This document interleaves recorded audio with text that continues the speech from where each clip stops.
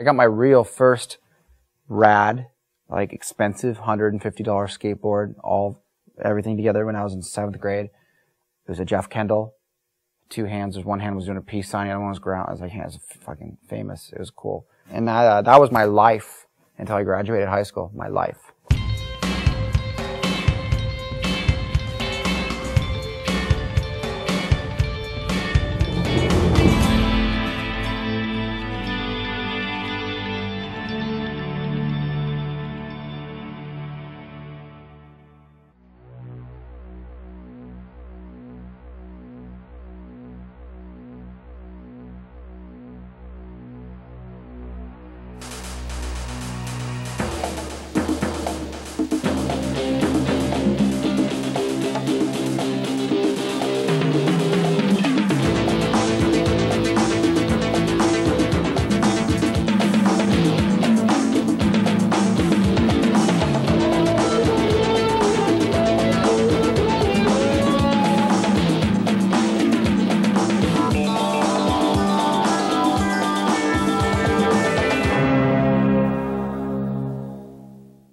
Christian Hosoi was a favorite skater of mine.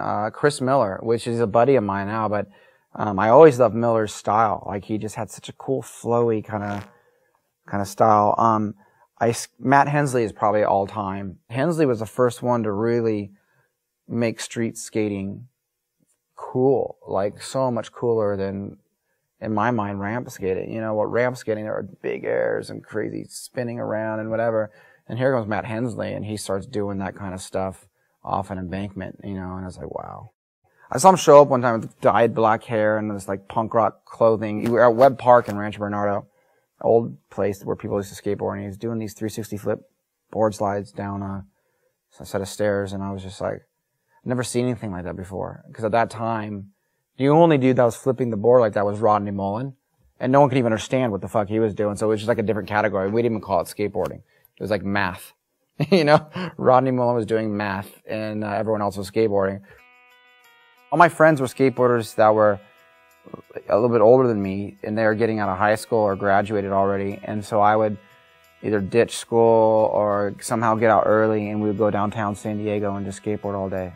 And I would sit there and just stare at all the girls that were like working down there, like business ladies. I always went with my friend Dan Rogers. He was a professional, so he was really like trying to like skateboard. He had to stay good, you know, and I would just sit there. I couldn't do what he was doing, and I just wanted to stare at the business ladies. That's what I remember about being like 17.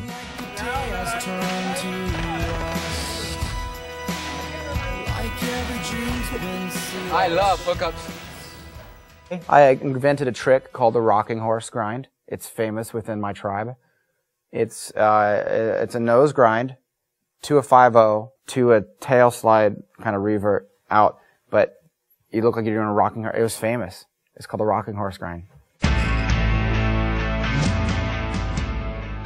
I used to work at a place that served rotisserie chicken, and so I would get off work and I would just bring out these giant cases of rice, vegetables, tortillas, and chicken to a big tribal pack of skateboarders, and we would skate at this shopping center where I worked.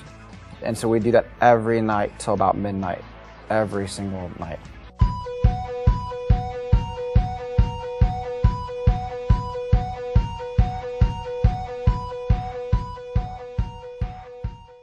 You know, when I was younger, skateboarding and music were so intertwined. Punk rock music and skateboarders were kind of one and the same kid, at least in Southern California. You know, I remember hearing bands like Big Drill Car, and so Danny Way had Big Drill Car in some of his parts, and I was like, wow, you know. Dinosaur Jr., you know, there's like all these great bands that I grew up on that were a part of the skateboarding scene. That's what, you know, that's when I found my own independence and individuality. You know, I found like this is my tribe of people. And you're celebrating the fact that you're not like everyone else at in high school. You don't fit in necessarily with your parents. You know, your family life probably sucks a bit, and school, everyone at school is just not something you can relate to, you know. And then you have this group of dudes and you just travel around the city till late hours into the night blasting music and going as fast as you can.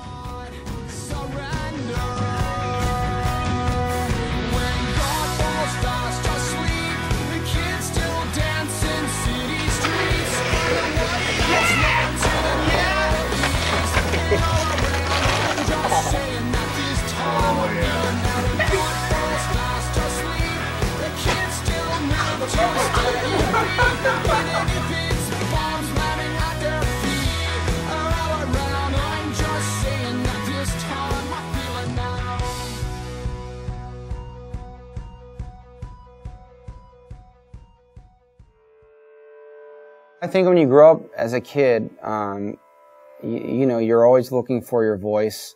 You're always looking for your independence. You're always looking to find out who you are. With skateboarding, it was a means of transportation first and foremost. As a kid, you grab a skateboard and you can get out and you can go somewhere. You can't drive yet, you know. So it's kind of like this is your tool, your vehicle to leave. And they were kind of going, okay, well, it's my freedom. But it expanded from just transportation. It's something you do on your own. You don't need a whole team to play it with you. You just do it with and you can go skate by yourself. And I think that music did a lot of the same kind of stuff. I think that when you're joining, you know, a band for the first time, you're trying to find your voice. You're trying to find that freedom to get in a van and get out of town. You're trying to figure out who you are, and by defining it through your music, the way you dress and who you hang out with. And for me, when we grew up, they were both one and the same. It wasn't, skateboarding would never be a sport. Now it's obviously much bigger and grander, but I think the roots of it will always be there, and that's always going to be, in my eyes, it's going to be freedom.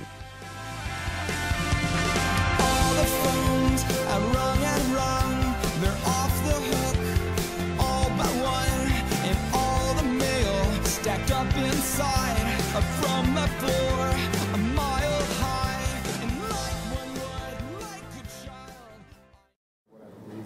Yeah, like Jake Phelps was like a big scary skinhead in our hardcore scene, you know, back then, or, you know, or 15, he's like 19, he was like a scary, you know, skinhead.